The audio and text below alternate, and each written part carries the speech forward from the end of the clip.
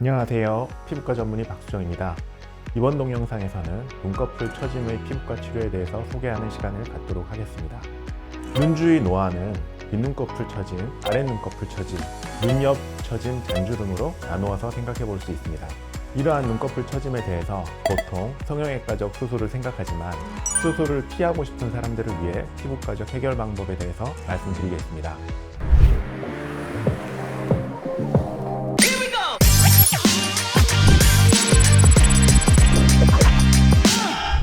최근을 펼치는 피부과 의사들의 유튜브 라이브.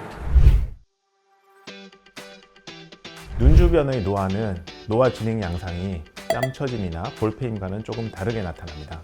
윗눈꺼풀의 경우 피부가 얇아지고 늘어지면서 눈이 처져 보이고 더 진행되면 시야를 방해하기도 합니다. 아랫눈꺼풀의 경우 눈 아래 피부가 약해지면서 안쪽의 지방이 앞으로 밀고 나와서 눈 밑 심술보를 만들게 되고 더 처져 보이게 만듭니다. 눈 옆의 경우에는 피부가 얇아지면서 눈둘레근의 과도한 활동으로 눈가 주름이 점점 더 심해지는 양상을 보입니다. 결론적으로 젊었을 때보다 눈 주변의 노화가 진행되면서 눈매의 선명한 모양이 늘어지고 흐트러지면서 남이 봤을 때 점점 더 나이가 들어 보이게 됩니다. 그래서 예로부터 눈 주변이 어려 보이는 사람이 진정한 동안이라고 알려져 있습니다. 눈꺼풀 처짐이 너무 심해서 눈꺼풀이 검은색 눈동자를 덮게 되면 시야가 가려지게 되고 이렇게 반쪽만 보이게 된다면 무조건 수술적 치료를 고려해야 합니다. 하지만 나이가 많지 않아 아직 탄력이 회복될 가능성이 있는 사람들은 눈썹 실 리프팅, 아이 울세라, 아이 서마지, 눈꺼풀 프로파운드, 울트라 펄스 앙코르 레이저 등으로 늘어진 눈꺼풀을 타이트닝 시켜 늘어짐을 치료할 수 있습니다. 노화가 어느 정도 진행되는 50대가 넘어가면 눈꺼풀의 처짐이 단순히 눈꺼풀만 처지는 게 아니라 아비마 및 두피 쪽 피부가 같이 내려앉아서 눈을 누르게 되고 눈꺼풀이 무거워지기 시작하면서 콧등의 가로주름도 생기게 됩니다. 이러한 경우에는 콧등 보톡스나 이마 보톡스만으로는 눈꺼풀의 무거움이 해결되지 않습니다. 이마 쪽 피부를 잘라내고 위쪽에 붙이는 이마 페이스 리프트 수술을 하면 해결책이 될 수 있지만 헤어라인 안쪽에서 절개 흉터가 생기고 부기가 회복되는데 수개월의 시간이 걸릴 수도 있습니다. 따라서 이러한 사람들에게 수술적 해결책 외에 헤어라인 위쪽에서 눈썹을 위로 당겨지는 시술이 있으면 좋은 선택지가 될 수 있습니다. 무슨 시술이든 사람에 따라서 가장 먼저 플랜을 짜서 디자인하는 것이 중요합니다. 이렇게 삼각형 모양으로 디자인을 하고 삼각형의 꼭지점에서 실이 들어가게 됩니다. 실의 끝이 눈썹 아래 위치한 이후 실이 빠져나오게 되고 실 끝을 다시 반대편 방향으로 들어가서 눈썹 안쪽을 위로 당기게 됩니다. 옆쪽으로 옮겨가면서 진행해서 같은 방식으로 시술하면 점점 눈썹이 위로 올라오게 됩니다. 전후 사진입니다. 눈썹이 전반적으로 위로 리프팅되고 콧등 주름도 많이 호전되어 보이고 그 아래 윗눈꺼풀 처짐도 많이 호전된 모습 관찰할 수 있습니다. 이마 전체를 리프팅하기 때문에 치과에서 마취하듯이 신경 마취가 필요합니다.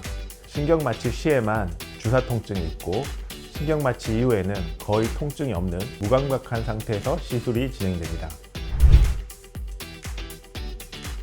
늘어져 있는 눈꺼풀을 직접 리프팅 시키는 시술에는 가장 대표적으로 미국 루메니스사의 울트라 펄스 앙코르 레이저를 이용한 프락셀 타이트닝이 있습니다. 울트라 펄스 앙코르 레이저는 일반적인 CO2 프락셀 레이저와는 차원이 다른 프랙셔널 레이저라고 할 수 있습니다. 보통 CO2 프락셀 레이저는 이렇게 피부 조직에 닿게 되면 탄화 조직을 만들게 되고 이 탄화 조직 때문에 레이저 입자가 더 깊이 뚫고 들어가지 못하는 현상이 생깁니다. 하지만 눈꺼풀 처짐의 경우 단순 피부 문제뿐만이 아니라 눈꺼풀 피부 아래 근육까지 늘어져 있는 상태여서 근육층에도 레이저를 쏴줘야 합니다.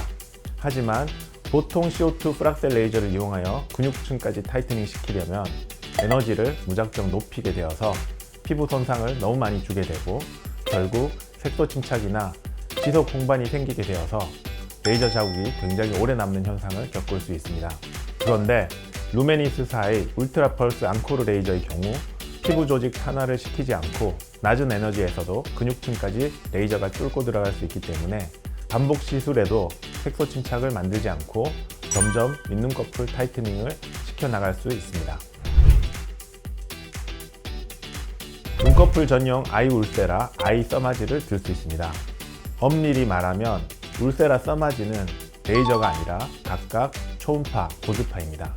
이렇게 에너지를 전달함으로써 효과를 나타내는 기기들을 에너지 기반 기기라고 하고 줄여서 EBD라고 이야기합니다.